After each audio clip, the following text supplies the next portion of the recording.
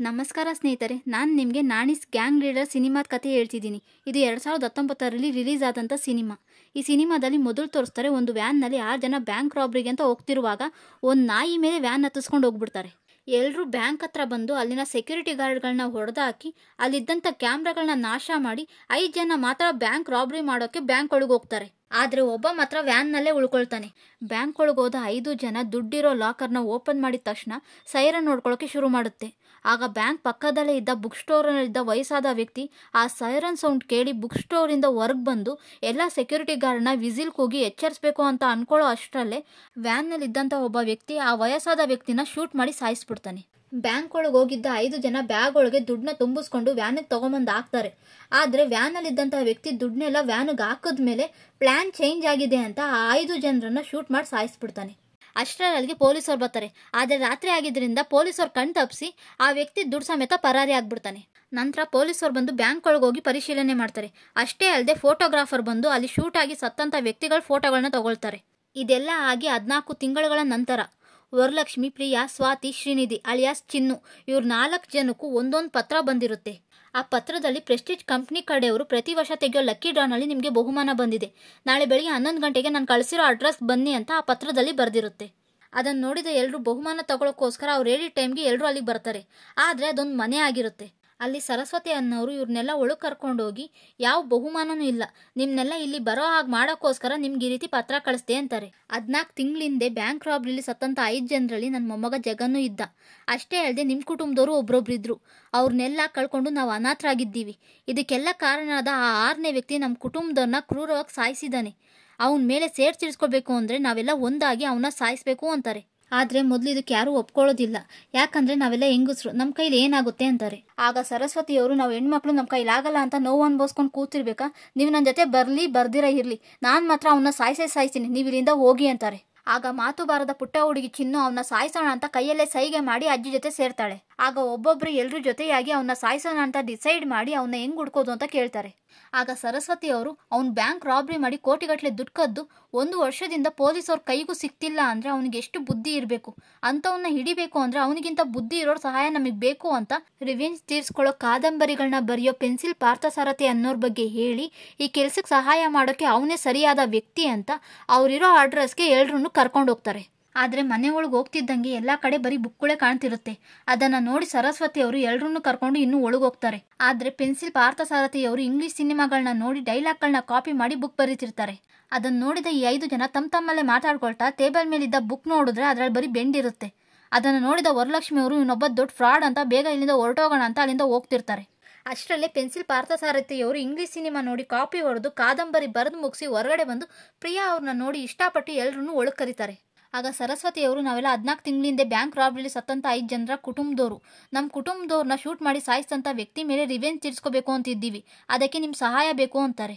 ಆಗ ಪೆನ್ಸಿಲ್ ಪಾರ್ಥಸಾರಥಿಯವರು, ನಾನು ಸಹಾಯ ಮಾಡಬೇಕು ಅಂದರೆ 5 ಲಕ್ಷ ದುಡ್ಡು ಬೇಕು ಅಂತಾರೆ. ಆಗ ಸರಸ್ವತಿಯವರು, ನಮ್ಮ ಹತ್ರ ದುಡ್ಡಿಲ್ಲ, ನಮಗೆ ನೀವು ಫ್ರೀಯಾಗಿ ಸಹಾಯ ಮಾಡಿ ಅಂತಾರೆ. ಆಗ ಪೆನ್ಸಿಲ್ ಪಾರ್ಥಸಾರಥಿಯವ್ರಿಗೆ ಸಿಟ್ಟು ಬಂದು ಎಲ್ಲರನ್ನೂ ಅಲ್ಲಿಂದ ಕಳಿಸಿ ಆಗ್ತಾನೆ ಬರೆದು ಮುಗಿಸ್ತಂಥ ಕಾದಂಬರಿ ಬುಕ್ ತಗೊಂಡು ಅವ್ರ ಫ್ರೆಂಡ್ ಆದ ರಾಮಕೃಷ್ಣ ಅವ್ರ ಹತ್ರ ಬಂದು 29ನೇ ಕಾದಂಬರಿ ಬುಕ್ನ ಪ್ರಿಂಟ್ ಮಾಡು ಅಂತಾರೆ. ಆಗ ರಾಮಕೃಷ್ಣ ಅವರು, ನನ್ನ ಹತ್ರ ದುಡ್ಡಿಲ್ಲ, ಈ ಕಾದಂಬರಿನ ನಾನು ಪ್ರಿಂಟ್ ಮಾಡಲ್ಲ ಅಂತಾರೆ. ಆಗ ಪೆನ್ಸಿಲ್ ಪಾರ್ಥಸಾರಥಿಯವರು 28 ಕಾದಂಬರಿ ಬುಕ್ ಸೇಲ್ ಮಾಡಿದ ದುಡ್ಡು ಏನಾಯ್ತು ಅಂತಾರೆ.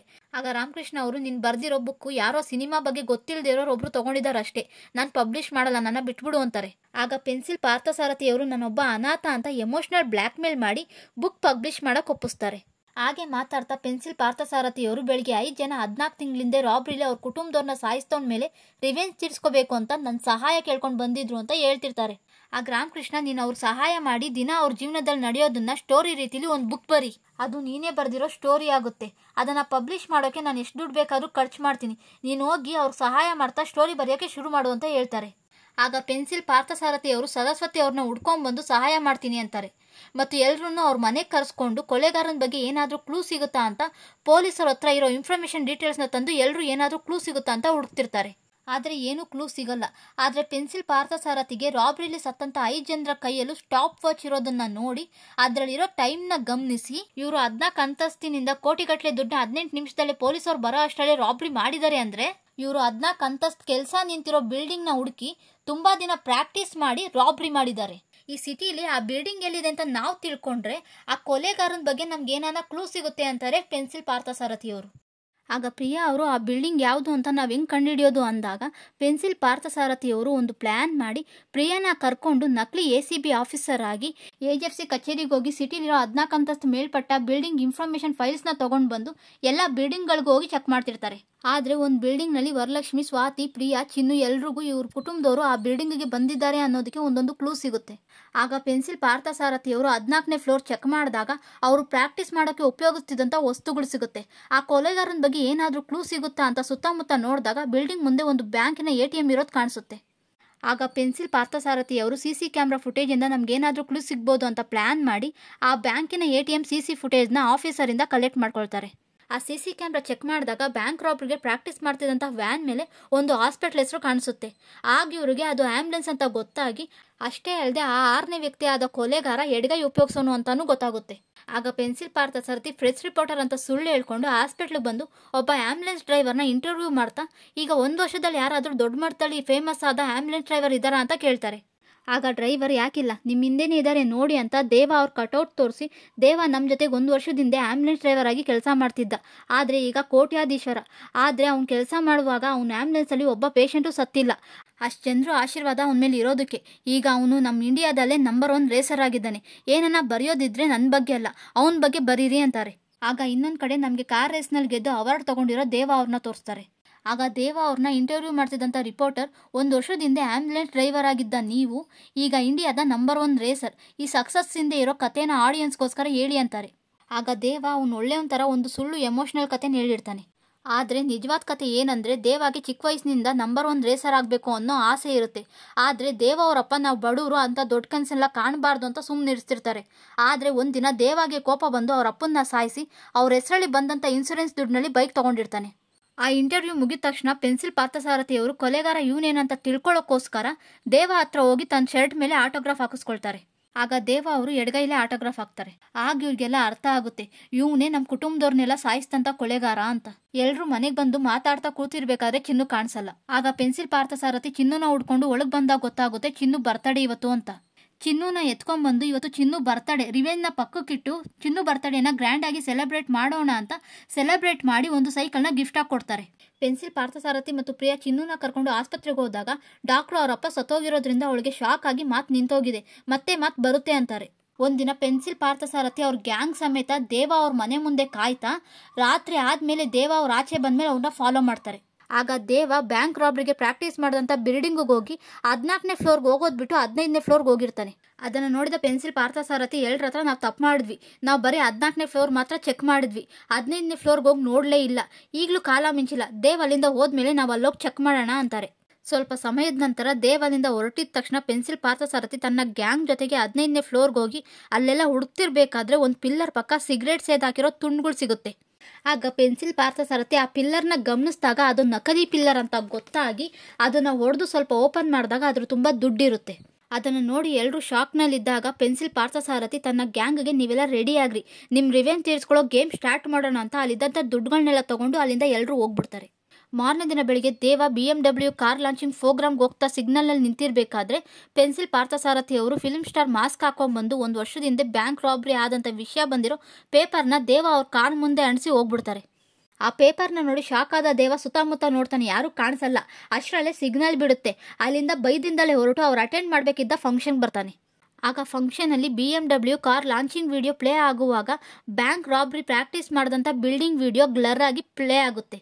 ಅದನ್ನು ನೋಡಿ ಶಾಕ್ ಆದ ದೇವ ಆ ಫಂಕ್ಷನಿಂದ ಹೊರಟೋಗ್ತಾನೆ. ಆ ಫಂಕ್ಷನಲ್ಲಿ ಆ ವಿಡಿಯೋ ಪ್ಲೇ ಆಗೋಂಗೆ ಮಾಡೋದು ಪೆನ್ಸಿಲ್ ಪಾರ್ಥಸಾರಥಿ ಮತ್ತು ಅವ್ರ ಗ್ಯಾಂಗ್ನವರು. ಫಂಕ್ಷನಿಂದ ಹೊರಗೆ ಬಂದ ದೇವ ಕಾರಲ್ಲಿ ಕೂತಾಗ ಒಂದು ಬ್ಯಾಗ್ ಇರುತ್ತೆ. ಓಪನ್ ಮಾಡಿ ನೋಡಿದ್ರೆ ಅದರಲ್ಲಿ ನಕಲಿ ದುಡ್ಡಿರುತ್ತೆ. ಅದನ್ನು ನೋಡಿ ಶಾಕ್ ಆಗಿ ಯಾರಿಗೋ ಆ ಬಿಲ್ಡಿಂಗ್ ಸಿಕ್ಕಿದೆ, ಅದು ನನಗೆ ಅರ್ಥ ಆಗೋ ಹಾಗೆ ಹೇಳ್ತಿದ್ದಾರೆ ಅಂತ ಬಿಲ್ಡಿಂಗ್ನಲ್ಲಿ ಇಟ್ಟಿರೋ ದುಡ್ಡು ನೆನಪಿಗೆ ಬಂದು ಕಾರಲ್ಲೇ ಸ್ಪೀಡಾಗಿ ಬಿಲ್ಡಿಂಗ್ ಹತ್ರ ಬಂದು ನೋಡಿದ್ರೆ ಅವರು ದುಡ್ಡಿಟ್ಟ ಜಾಗದಲ್ಲಿ ದುಡ್ಡೇ ಇರಲ್ಲ. ಆಗ ಕೋಪ ಬಂದು ಸುತ್ತಮುತ್ತ ನೋಡ್ತಿರ್ಬೇಕಾದ್ರೆ ಎದುರುಗಡೆ ಬಿಲ್ಡಿಂಗ್ನಲ್ಲಿ 14ನೇ ಫ್ಲೋರಲ್ಲಿ ಪೆನ್ಸಿಲ್ ಪಾರ್ಥಸಾರಥಿ ಗ್ಯಾಂಗ್ ಪೂರ್ತಿ ಇವನನ್ನೇ ನೋಡ್ತಾ ದುಡ್ಡೆಲ್ಲ ನಮ್ಮ ಹತ್ರನೇ ಇದೆ ಅನ್ನೋ ಥರ ಕ್ಲೂ ಕೊಡ್ತಾರೆ. ಆಗ ದೇವ್ ಇವ್ರನ್ನೆಲ್ಲ ನೋಡಿ ಇವ್ರನ್ನ ಹಿಡಿಬೇಕು ಅಂತ ತಾನಿದ್ದ ಬಿಲ್ಡಿಂಗಿಂದ ಇಳಿದು ಓಡ್ಬರ್ತಿರ್ತಾನೆ. ಇನ್ನೊಂದು ಕಡೆ ಬಿಲ್ಡಿಂಗ್ನಲ್ಲಿದ್ದ ಪೆನ್ಸಿಲ್ ಪಾರ್ಥಸಾರಥಿ ಮತ್ತು ಗ್ಯಾಂಗ್ನವರು ಅವನು ನಮ್ಮ ಹತ್ರ ಬರೋ ಅಷ್ಟರಲ್ಲೇ ನಾವು ಇಲ್ಲಿಂದ ತಪ್ಪಿಸ್ಕೊಳ್ಬೇಕು ಅಂತ ಲಿಫ್ಟ್ನಲ್ಲಿ ಹೋಗ್ತಿರ್ಬೇಕಾದ್ರೆ ಚಿನ್ನುಗೆ ಉಸಿರಾಟದ ತೊಂದರೆ ಆಗಿ ಪ್ರೆಗ್ನೆ ತಪ್ತಾಳೆ. ಪೆನ್ಸಿಲ್ ಪಾರ್ಥಸಾರಥಿ ದೇವ್ ಕಣ್ ಬೀಳ್ದೆ ತಪ್ಪಿಸ್ಕೊಂಡು ಎಲ್ಲರನ್ನೂ ಕರ್ಕೊಂಡು ಮನೆಗೆ ಬರ್ತಾರೆ. ಚಿನ್ನುಗೆ ಆ ರೀತಿ ಆಗಿದ್ರಿಂದ ಸರಸ್ವತಿ ಅವ್ರು ಭಯ ಪಟ್ಟು ಎಲ್ಲ ನನ್ನಿಂದನೇ ಆಗಿದ್ದು, ರಿವೆಂಜ್ ಅಂತ ಹೋಗದೆ ಇದ್ದಿದ್ರೆ ಚಿನ್ನುಗೆ ಈ ರೀತಿ ಆಗ್ತಿರ್ಲಿಲ್ಲ ಅಂತಾರೆ. ಆಗ ವರಲಕ್ಷ್ಮಿ ಅವರು ಇದನ್ನೆಲ್ಲ ಇಷ್ಟಕ್ಕೆ ನಿಲ್ಲಿಸ್ಬಿಡೋಣ, ನಮ್ಮ ಕುಟುಂಬದವರು ನಮ್ಮ ಬಗ್ಗೆ ಯೋಚನೆ ಮಾಡಿದ್ರೆ ಈ ಕಳ್ತನನೇ ಮಾಡ್ತಿರ್ಲಿಲ್ಲ, ಯಾರಿಗೋಸ್ಕರ ಈ ಕೆಟ್ಟ ಕೆಲಸ ಮಾಡಿದ್ರು ನಮಗಂತೂ ಗೊತ್ತಿಲ್ಲ ಅಂತಿರ್ಬೇಕಾದ್ರೆ ಪೆನ್ಸಿಲ್ ಪಾರ್ಥಸಾರಥಿ ಅವರು ಯಾಕೆ ಯಾರಿಗೋಸ್ಕರ ಈ ಕಳ್ತನ ಮಾಡಿದ್ರು ಅಂತ ನಂಗೆ ಗೊತ್ತು. ನಿಮ್ಮ ಕುಟುಂಬದವ್ರಿಗೆಲ್ಲ ಒಬ್ಬೊಬ್ಬರಿಗೆ ಒಂದೊಂದು ರೀತಿ ಕ್ಯಾನ್ಸರ್ ಇತ್ತು. ನಾವು ಸತ್ತ ಮೇಲೆ ನಮ್ಮ ಕುಟುಂಬದವ್ರ ಕತೆ ಏನು ಅಂತ ಯೋಚನೆ ಮಾಡಿ ದುಡ್ಡಿದ್ರೆ ಅವ್ರು ಸೇಫ್ ಆಗಿರ್ತಾರೆ ಅಂತ ಅವರೆಲ್ಲ ಫಸ್ಟ್ ಟೈಮ್ ಮೀಟ್ ಆದ ಹಾಸ್ಪಿಟಲ್ನಲ್ಲೇ ಪ್ಲ್ಯಾನ್ ಮಾಡಿ ಅಲ್ಲೇ ಆ್ಯಂಬುಲೆನ್ಸ್ ಡ್ರೈವರ್ ಆದ ದೇವಾನ ಸೇರಿಸ್ಕೊಂಡು ಬ್ಯಾಂಕ್ ರಾಬ್ರಿ ಮಾಡಿದ್ರು ಅಂತಾರೆ. ಆಗ ಪ್ರಿಯಾ ಅವರು ಇದೆಲ್ಲ ಮೊದಲೇ ನಿಂಗೆ ಗೊತ್ತಿದ್ರು ಯಾಕೆ ಹೇಳಿಲ್ಲ ಅಂದಾಗ ಆಗ ಪೆನ್ಸಿಲ್ ಪಾರ್ಥಸಾರಥಿ ಅವರೆಲ್ಲ ಈ ವಿಷಯನ ನಿಮಗೆ ಗೊತ್ತಾಗಬಾರ್ದು ಅಂತಾನೆ ಈ ರೀತಿ ರಾಬ್ರಿ ಮಾಡಿದ್ದು. ನಾನು ಅವ್ರ ಫೀಲಿಂಗ್ಸ್ಗೆ ರೆಸ್ಪೆಕ್ಟ್ ಕೊಟ್ಟು ನಾನು ಈ ವಿಷಯನ ನಿಮ್ಗೆ ಹೇಳಿರಲಿಲ್ಲ. ಆದರೆ ಈಗ ಯಾಕೆ ಹೇಳ್ದೆ ಅಂದರೆ ನೀವೆಲ್ಲ ರಿವೆಂಜ್ ಬಿಟ್ಟು ಎಲ್ಲರೂ ಹೊರಟೋಗ್ಬಿಟ್ರೆ ನಾನು ಮತ್ತೆ ಅನಾಥನಾಗ್ಬಿಡ್ತೀನಿ ಅಂತಾರೆ. ಆಗ ಅವ್ರ ಗ್ಯಾಂಗ್ನವರು ನೀನು ಅನಾಥ ಅಲ್ಲ, ನಾವು ಯಾವಾಗಲೂ ನಿನ್ನ ಜೊತೆನೇ ಇರ್ತೀನಿ ಅಂತಾರೆ. ಇನ್ನೊಂದು ಕಡೆ ದೇವ ತನ್ನ ಫ್ರೆಂಡ್ಗೆ 5 ಜನ ಹೆಂಗಸರು ಅವ್ರ ಜೊತೆಲಿ ಒಬ್ಬ ಇನ್ನೇನು ನನ್ನ ಕೈ ಸಿಕ್ಬಿಟ್ರು ಅನ್ನೋ ಅಷ್ಟರಲ್ಲೇ ತಪ್ಪಿಸ್ಕೊಂಡ್ಬಿಟ್ರು. ನನ್ನ ದುಡ್ಡೆಲ್ಲ ಅವ್ರ ಹತ್ರನೇ ಇದೆ, ಹೇಗಾದರೂ ಮಾಡಿ ಅವ್ರನ್ನ ಹಿಡಿಲೇಬೇಕು ಅಂತಾನೆ. ಆಗ ದೇವ ಫ್ರೆಂಡ್ ಅವ್ರ ಬಗ್ಗೆ ನಮಗೇನೂ ಗೊತ್ತಿಲ್ಲ, ಅವ್ರನ್ನ ಹೆಂಗೆ ಹಿಡಿಯೋದು ಅಂತ ಹೇಳ್ತಿರ್ಬೇಕಾದ್ರೆ ದೇವಾಗೆ CC ಫೋಟೇಜ್ ಗ್ಯಾಪ್ನಿಗೆ ಬಂದು CC ಕ್ಯಾಮ್ರಾ ರೆಕಾರ್ಡಿಂಗ್ ಇರೋ ಆಫೀಸ್ಗೆ ಬರ್ತಾನೆ. ಆದರೆ ಪೆನ್ಸಿಲ್ ಪಾರ್ಥಸಾರಥಿ ದೇವ ಆಫೀಸ್ಗೆ ಬರ್ಬೋದು ಅಂತ ಯೋಚನೆ ಮಾಡಿ ದೇವ ಬರೋಕ್ಕೂ ಮುಂಚೆನೇ ಆಫೀಸ್ಗೆ ಬಂದು ಆ ಆಫೀಸರ್ನ ಅಲ್ಲಿಂದ ಕಳಿಸಿ ಆಫೀಸರ್ ಜಾಗದಲ್ಲಿ ಪೆನ್ಸಿಲ್ ಪಾರ್ಥಸಾರಥಿನೇ ಕೂತಿರ್ತಾರೆ. ಆಗ ದೇವ ಪೆನ್ಸಿಲ್ ಪಾರ್ಥಸಾರಥಿನೇ ಆಫೀಸರ್ ಅಂದ್ಕೊಂಡು CC ಕ್ಯಾಮ್ರಾದಲ್ಲಿ ಆ ಗ್ಯಾಂಗ್ ರೆಕಾರ್ಡ್ ಆಗಿರೋ ಫುಟೇಜ್ ಕೇಳ್ತಾನೆ. ಆಗ ಪೆನ್ಸಿಲ್ ಪಾರ್ಥಸಾರಥಿ ಆ ಗ್ಯಾಂಗ್ CC ಕ್ಯಾಮ್ರಾ ಫುಟೇಜ್ ಅವ್ರು ಬಂದಂಥ ಫುಟೇಜ್ ಎಲ್ಲ ತೊಗೊಂಡು ಹೊರಟೋದ್ರು. ಅಷ್ಟೇ ಅಲ್ಲದೆ ಅವ್ರು ತುಂಬ ಕ್ರಿಮಿನಲ್ ಗ್ಯಾಂಗ್, ದೇವ ಅನ್ನೋರನ್ನ ಸಾಯಿಸ್ಬೇಕು ಅಂತ ಅಂದ್ಕೊಂಡಿದ್ದಾರೆ ಅಂತಾರೆ. ಅಷ್ಟರಲ್ಲೇ ದೇವ ಅವ್ರಿಗೆ ಅವ್ರ ಫ್ರೆಂಡ್ ಫೋನ್ ಮಾಡಿ ಅವ್ರ ಅಡ್ರೆಸ್ ಸಿಕ್ಕಿದೆ, ಆ ಲೊಕೇಶನ್ ಕಳಿಸಿದ್ದೀನಿ, ಅಲ್ಲಿಗೆ ಬಾ ಅಂತಾರೆ. ಆಗ ದೇವ ಪೆನ್ಸಿಲ್ ಪಾರ್ಥಸಾರಥಿನ ಕರ್ಕೊಂಡು ಫ್ರೆಂಡ್ ಕಳಿಸಿದಂಥ ಲೊಕೇಶನ್ಗೆ ಬರ್ತಾರೆ. ಅದು ಪೆನ್ಸಿಲ್ ಪಾರ್ಥಸಾರಥಿ ಅವ್ರ ಮನೆಯೇ ಆಗಿರುತ್ತೆ. ದೇವ ಆ ಮನೆಯ ಬಾಗಿಲು ಬಡ್ದಾಗ ಸರಸ್ವತಿ ಅವ್ರು ಬಂದು ಬಾಗಿಲು ತೆಗಿತಾರೆ. ಆದರೆ ದೇವ ಹಿಂದೆನೇ ಇದ್ದ ಪೆನ್ಸಿಲ್ ಪಾರ್ಥಸಾರಥಿ ಸರಸ್ವತಿ ಅವ್ರಿಗೆ ಸನ್ನೆ ಮಾಡಿ ನಾವ್ಯಾರು ಅಂತಾನೆ ಗೊತ್ತಿಲ್ದಾಗೆ ನಡ್ಕೊಳ್ಳಿ ಅಂತಾರೆ. ಸರಸ್ವತಿ ಅವರು ಹೇಳ್ದಾಗೆ ಮಾಡ್ತಿರ್ತಾರೆ. ಆಗ ದೇವ ಪೆನ್ಸಿಲ್ ಪಾರ್ಥಸಾರಥಿಗೆ ನೀನು ನೋಡಿದಂಥ ಗ್ಯಾಂಗ್ನಲ್ಲಿ ಈ ಮುದುಕಿ ಇದ್ದಾರಾ ಅಂತ ಕೇಳಿದಾಗ ಪೆನ್ಸಿಲ್ ಪಾರ್ಥಸಾರಥಿ ಅವರು ಇಲ್ಲ ಅಂತಾರೆ. ಆಗ ದೇವ ಅವರು ಯಾರಾದರೂ ನಿನ್ನ ಕಣ್ಣಿಗೆ ಕಾಣಿಸಿದ್ರೆ ನಿನ್ನ ಆಫೀಸಿಗೆ ಬಂದರೆ ನನಗೆ ಫೋನ್ ಮಾಡಿ ತಿಳಿಸು ಅಂತ ಅಲ್ಲಿಂದ ಹೊರಟೋಗ್ತಾರೆ. ಆದರೆ ಒಂದಿನ ಪೆನ್ಸಿಲ್ ಪಾರ್ಥಸಾರಥಿ ದೇವ ಬಗ್ಗೆ ತಿಳ್ಕೊಳ್ಳೋಕ್ಕೋಸ್ಕರ ಇಂಟರ್ವ್ಯೂ ಮಾಡಿದಂಥ ಆ್ಯಂಬುಲೆನ್ಸ್ ಡ್ರೈವರು ಅವ್ರ ತಂಗಿ ಮದುವೆ ಲಗ್ನ ಪತ್ರಿಕೆಯನ್ನು ಕೊಡೋಕ್ಕೆ ದೇವ ಹತ್ರ ಬಂದು ಮಾತಾಡ್ತಿರ್ಬೇಕಾದ್ರೆ ಪೆನ್ಸಿಲ್ ಪಾರ್ಥಸಾರಥಿ ಬಗ್ಗೆ ಎಲ್ಲ ವಿಷಯನೂ ಹೇಳ್ಬಿಡ್ತಾನೆ. ಆಗ ದೇವ ಗೊತ್ತಾಗ್ಬಿಡುತ್ತೆ ಪೆನ್ಸಿಲ್ ಪಾರ್ಥಸಾರಥಿನೇ ನನ್ನ ಸಾಯಿಸಬೇಕು ಅಂತ ಇರೋ ಗ್ಯಾಂಗ್ ಲೀಡರ್ ಅಂತ. ಇನ್ನೊಂದು ಕಡೆ ಇದ್ರ ಬಗ್ಗೆ ಏನು ತಿಳಿಯದ ಪೆನ್ಸಿಲ್ ಪಾರ್ಥಸಾರಥಿ ಚಿನ್ನು ಸ್ಕೂಲ್ನಲ್ಲಿ ನಡೀತಿದ್ದಂಥ ಡ್ಯಾನ್ಸ್ ಫಂಕ್ಷನ್ಗೆ ಹೋಗೋದಕ್ಕೆ ರೆಡಿ ಆಗ್ತಿರ್ತಾರೆ. ಆದರೆ ಸರಸ್ವತಿ ಅವರು ನನಗೆ ರಾತ್ರಿಯಿಂದ ಹುಷಾರಿಲ್ಲ, ನೀವೆಲ್ಲ ಫಂಕ್ಷನ್ಗೆ ಹೋಗಿ ಬನ್ನಿ ಅಂತ ಎಲ್ಲರೂ ಅಲ್ಲಿಂದ ಕಳಿಸ್ಬಿಡ್ತಾರೆ. ಚಿನ್ನು ಡ್ಯಾನ್ಸ್ ಫಂಕ್ಷನ್ ನಡೀತಿರ್ಬೇಕಾದ್ರೆ ಪೆನ್ಸಿಲ್ ಪಾರ್ಥಸಾರಥಿಗೆ ದೇವ ಫೋನ್ ಮಾಡಿ ನಾನು 300 ಕೋಟಿ ದುಡ್ಡು ಕದ್ದು ಸಿಗಾಕೊಂಡ್ಬಿಡ್ತೀನೇನೋ ಅನ್ನೋ ಭಯ ನನಗಿತ್ತು, ಆದರೆ ನೀನು ನನ್ನ ಹತ್ರದಿಂದ 150 ಕೋಟಿ ಎತ್ಕೊಂಡೋಗಿ ನನಗೆ ಆ ಭಯ ಇಲ್ದಿರೋ ಹಾಗೆ ಮಾಡಿದ್ಯಾ, ಯಾಕಂದರೆ ರಾಬ್ರಿ ಮಾಡಿದಂಥ 6ನೇ ವ್ಯಕ್ತಿಯಾಗಿ ಪೊಲೀಸ್ ಅವ್ರಿಗೆ ನಿನ್ನ ಮನೆ ಅಡ್ರೆಸ್ ಕೊಟ್ಟಿದ್ದೀನಿ ಅಂತಾನೆ. ಆಗ ಪೆನ್ಸಿಲ್ ಪಾರ್ಥಸಾರಥಿ ಟೆನ್ಷನಿಂದ ಕಾರ್ ಎತ್ಕೊಂಡು ಮನೆಗೆ ಬರ್ತಾ ಫ್ರೆಂಡ್ ರಾಮಕೃಷ್ಣ ಅವ್ರಿಗೆ ಫೋನ್ ಮಾಡಿ ದೊಡ್ಡ ಟ್ರಕ್ ತೊಗೊಂಡೋಗಿ ನಮ್ಮ ಮನೆ ಸೆಲ್ಫ್ನಲ್ಲಿರೋ ಪುಸ್ತಕನ ಬೇರೆ ಕಡೆ ಶಿಫ್ಟ್ ಮಾಡು ಅಂತಾರೆ. ಸ್ವಲ್ಪ ಸಮಯ ಬಿಟ್ಟು ಮನೆಗೆ ಬಂದ ಪೆನ್ಸಿಲ್ ಪಾರ್ಥಸಾರಥಿ ಬುಕ್ ಇರೋ ಸೆಲ್ಫ್ನ ನೋಡಿದ್ರೆ ಸೆಲ್ಫ್ ಎಲ್ಲ ಖಾಲಿ ಇರುತ್ತೆ. ಅಷ್ಟರಲ್ಲಿ ಅಲ್ಲಿಗೆ ಪೊಲೀಸವ್ರು ಬಂದು ಬ್ಯಾಂಕ್ ರಾಬ್ರಿ ಮಾಡಿರೋದು ನೀವೇ ಅಂತ ನಮಗೆ ಕಾಲ್ ಬಂದಿದೆ ಅಂತ ಮನೆಯೆಲ್ಲ ಸರ್ಚ್ ಮಾಡ್ತಾರೆ. ಆದರೆ ಪೊಲೀಸವ್ರಿಗೇನೂ ಸಿಗಲ್ಲ. ಆಗ ಪೆನ್ಸಿಲ್ ಪಾರ್ಥಸಾರಥಿ ನಾನೊಬ್ಬ ಬುಕ್ ಬರೆಯೋನು, ಆ ರಾಬ್ರಿ ಬಗ್ಗೆ ಬುಕ್ ಬರಿಬೇಕು ಅಂತ ಸ್ವಲ್ಪ ಎಂಕ್ವೈರಿ ಮಾಡಿದ್ದೆ, ಅದನ್ನು ತಿಳ್ಕೊಂಡಿರೋರು ಯಾರೋ ನಾನು ರಾಬ್ರಿ ಮಾಡಿದ್ದೀನಿ ಅಂತ ಸುಳ್ಳು ಮಾಹಿತಿ ಕೊಟ್ಟಿದ್ದಾರೆ ನಿಮಗೆ ಅಂತಾರೆ. ಆಗ ಪೊಲೀಸ್ ಅಧಿಕಾರಿ ತನ್ನ ಕಡೆಯವ್ರಿಗೆ ಆ ಫೋನ್ ಎಲ್ಲಿಂದ ಬಂತು ಅಂತ ತಿಳ್ಕೊಳ್ಳಿ ಅಂತ ಅಲ್ಲಿಂದ ಹೊರಟೋಗ್ತಾರೆ. ಪೊಲೀಸರು ಹೋದ್ಮೇಲೆ ಅಲ್ಲಿ ರಾಮಕೃಷ್ಣ ಬಂದು ಟೈರ್ ಪಂಚರ್ ಆಗಿತ್ತು, ಅದಕ್ಕೆ ಲೇಟ್ ಆಯಿತು, ಎಲ್ಲಿ ದುಡ್ಡು ಅಂತ ಕೇಳಿದಾಗ ಪೆನ್ಸಿಲ್ ಪಾರ್ಥಸಾರಥಿಗೆ ಕೋಪ ಬಂದು ಅದು ನನ್ನ ದುಡ್ಡಲ್ಲ, ತಮಾಷೆ ಮಾಡಬೇಡ ಅಂತ ಹೇಳಿ ಸರಸ್ವತಿ ಅವ್ರು ಇದ್ರಲ್ಲ ಅಂತ ನೆನಪಿಗೆ ಬಂದು ಒಳಗೋಗಿ ಹುಡುಕ್ತಾರೆ.